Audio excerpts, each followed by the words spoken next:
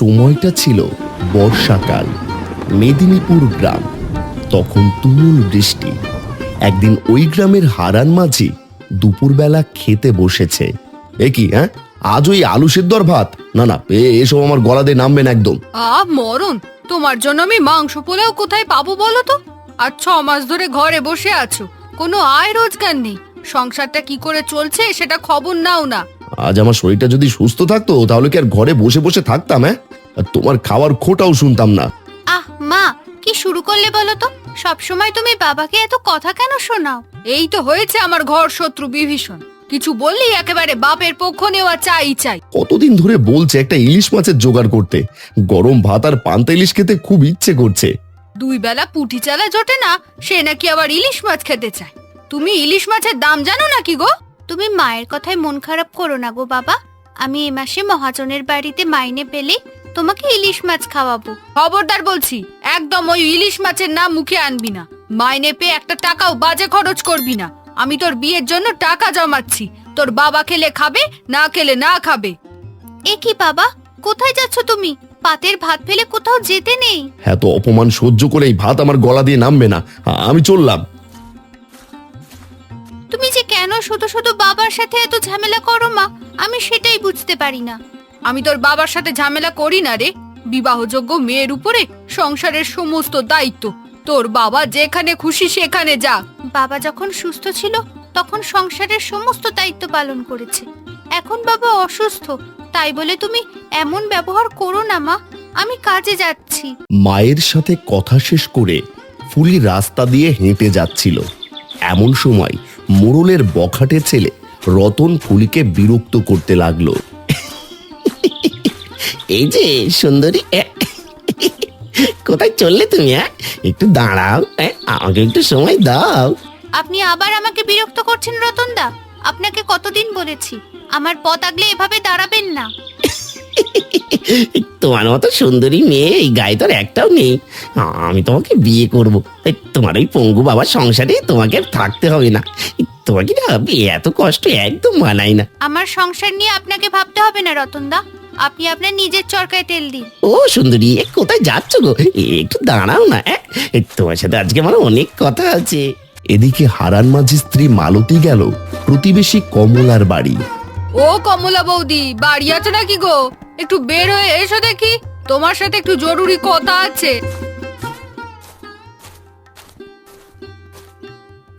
এ কি রে মালতী, এই অসময়ে তুই আমার বাড়ি কি করছিস? বড্ড বিপদে পড়ে তোমার কাছে এসেছি গো বৌদি। আমাকে একটু চাল দেবে গো? ঘরে কোনো চাল নেই। আমি কথা দিচ্ছি, সামনে ফুলি মাইনে পেলেই আমি তোমাকে দিয়ে দেব। এর আগেও তুই আমার কাছ থেকে অনেক চাল ধার নিয়েছিস, আগে এগুলো শোধ কর। ও বৌদি, আমাকে ফিরিয়ে দিও না। ঘরে অসুস্থ স্বামী থাকে, তাকে তো আমার খাওয়াতে হবে। আমি তোমার সব চাল শোধ করে দেব। আচ্ছা বাবা, ঠিক আছে, তুই দাঁড়া, আমি ঘর থেকে চাল নিয়ে আসছি।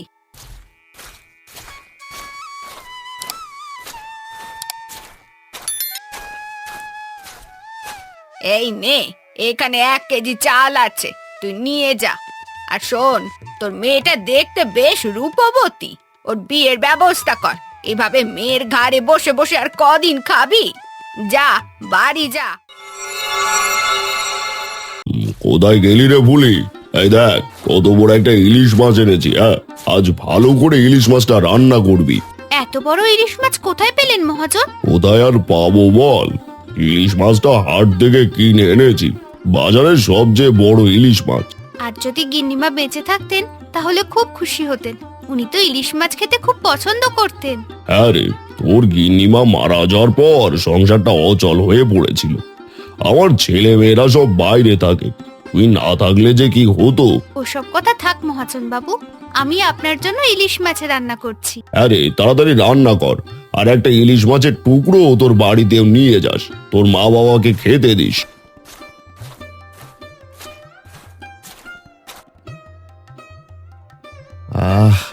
ইলিশ মাছের টুকরোটা দেখে মনটা একেবারে ভরে গেল। পান্তা ভাত দিয়ে ইলিশ মাছ খেতে অসাধারণ স্বাদ।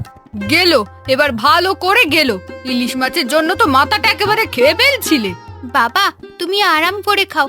মহাজন নিজে তোমার বাড়িতে ইলিশ মাছ পাঠিয়েছে, তোমার তো পান্তা ভাত দিয়ে ইলিশ মাছ খেতে খুব ইচ্ছে করছিল।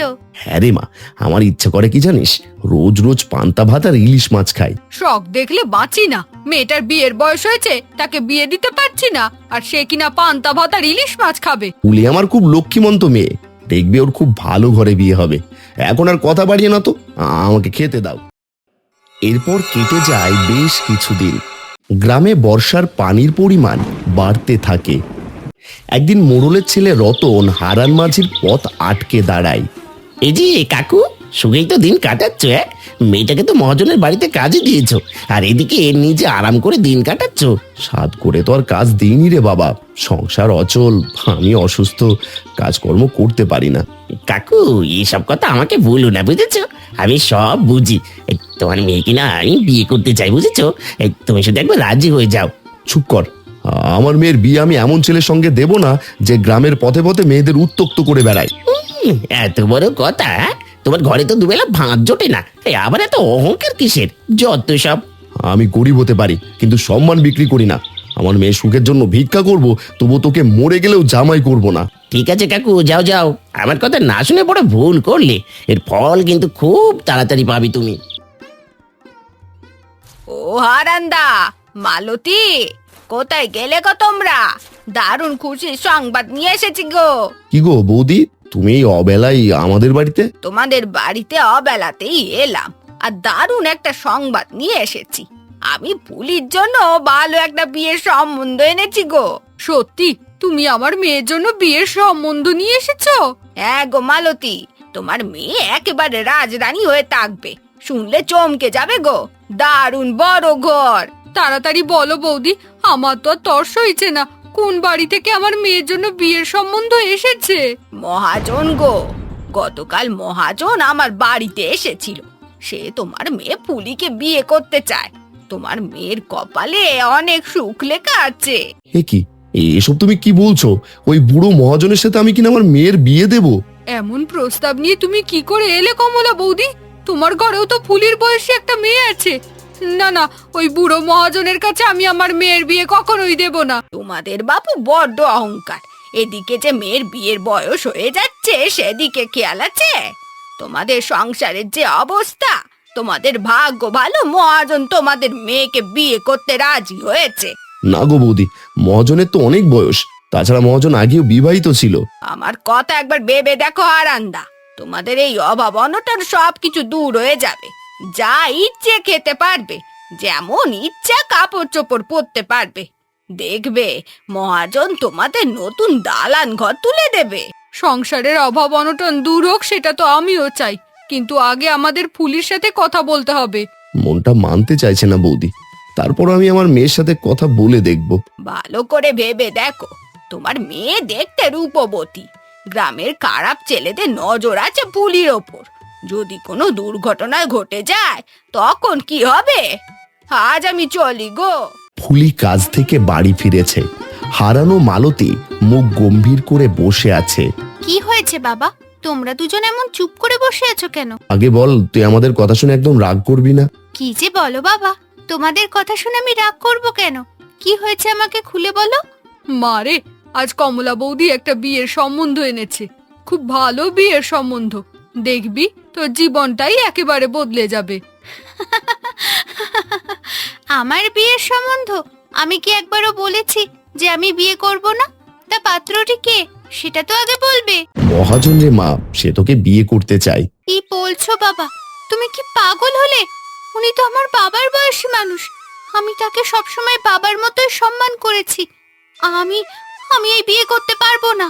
মা, আমাদের সংসারের অবস্থা তো তুই দেখছিস। তোর বাবা অসুস্থ, ঘরে অভাব ছাড়া কিচ্ছু নেই। তুই যদি একটু রাজি হয়ে যেতিস, তাহলে আমাদের সব কষ্ট দুঃখ দূর হয়ে যেত। অভাব আছে বলেই কি নিজের সুখটা বিসর্জন দিতে হবে মা?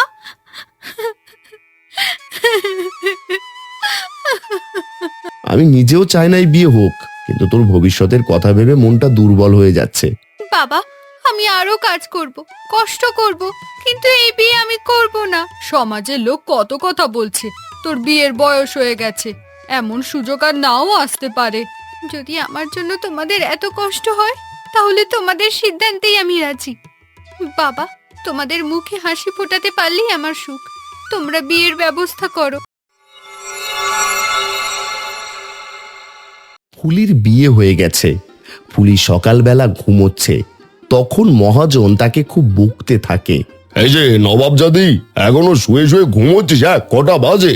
ক্ষমা করবেন আমাকে, আসলে গতকাল রাতে আমার জ্বর ছিল, তাই তো আজ ঘুম ভাঙতে একটু দেরি হয়ে গেছে। তোর মতো ছোট লোক ঘরের মেয়েকে বিয়ে করেছিস শুধু সংসারে কাজ করার জন্য, বুঝেছিস? তুই আমার স্ত্রী হওয়ার যোগ্য নয়। এসব এসব আপনি কি বলছেন? আমি যা বলছি একদম ঠিক কথা বলছি। যাও তাড়াতাড়ি আমার জন্য জল খাবার নিয়ে আয়। কাজে ফাঁকি দেওয়ার একদম চেষ্টা করবি না। তোর বাবাকে আমি অনেকগুলো টাকা দিয়েছি এই বিয়েতে রাজি করানোর জন্য। আমার বাবা আপনার কাছ থেকে টাকা নিয়েছে? তবে কি বলছি আমি? তোর বাবাকে টাকা দিয়ে আমি তোকে বাড়িতে বউ করে এনেছি। যা যা তাড়াতাড়ি আমার জন্য খাবার তৈরি কর। আজকের ইলিশ মাছটা সত্যিই অনেক সুস্বাদু। পান্তা ভাত আর ইলিশ মাছ খেতে দারুণ স্বাদ লাগছে। বড় ঘরে মেয়েটাকে বিয়ে দিয়ে আমাদের অভাব দূর হয়েছে। আচ্ছা, বিয়ের পর থেকে ফুলি তো একবারও আমাদের দেখতে এলো না। ও কি আমাদের উপর রাগ করে আছে? হয়তো একটু অভিমান করেছে, কিন্তু দেখবে সময়ের সাথে সাথে সবকিছু ঠিক হয়ে যাবে। এবার পান্তা ভাত আর ইলিশ খাও।